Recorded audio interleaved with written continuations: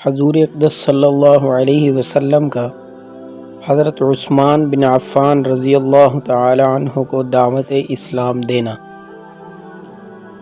حضرت عمر بن عثمان رضی اللہ تعالی عنہ کہتے ہیں کہ حضرت عثمان رضی اللہ تعالی عنہ نے فرمایا کہ میں اپنی خالہ عروہ بنت عبد المطلب کے پاس ان کی بیمار پرسی کے لیے گیا۔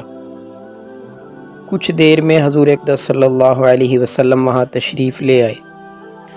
میں آپ صلی اللہ علیہ وسلم کو غور سے دیکھنے لگا اور آپ صلی اللہ علیہ وسلم کی نبوت کا تھوڑا بہت تذکرہ ان دنوں ہو چکا تھا۔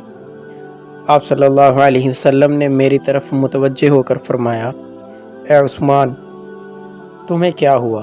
مجھے غور سے دیکھ رہے ہو؟ میں نے کہا، میں اس بات پر حیران ہوں کہ آپ صلی اللہ علیہ وسلم کا ہمارے میں بڑا مرتبہ ہے، اور پھر آپ صلی اللہ علیہ وسلم کے بارے میں ایسی باتیں کہی جا رہی ہیں۔ اس پر آپ صلی اللہ علیہ وسلم نے فرمایا، لا الہ الا اللہ، اللہ گواہ ہے۔ میں یہ سن کر کانپ گیا۔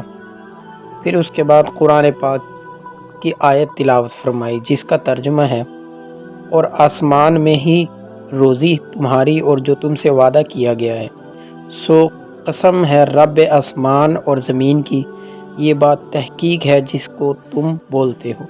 پھر حضور اقدس صلی اللہ علیہ وسلم کھڑے ہوئے اور باہر تشریف لے گئے۔ میں آپ صلی اللہ علیہ وسلم کے پیچھے چل دیا اور آپ صلی اللہ علیہ وسلم کی خدمت میں حاضر ہو کر مسلمان ہو گیا۔ والسلام۔